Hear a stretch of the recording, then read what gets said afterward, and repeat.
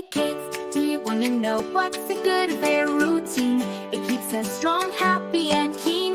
Let's go through each part from start to end and see all the things on which we depend.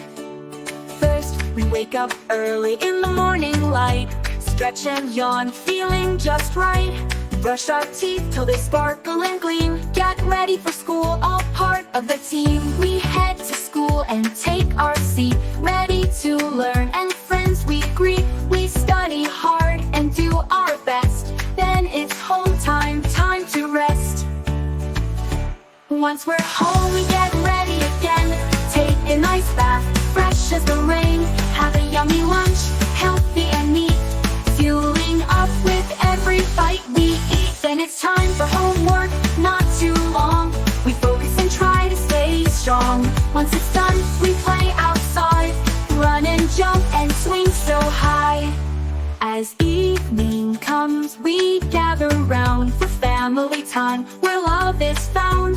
Dinner is served, a warm, tasty treat. Together we sit, together we eat. Finally it's bedtime, stories to hear. A cozy good night with love so near. Drifting to sleep with dreams so bright. We end our day and say good night.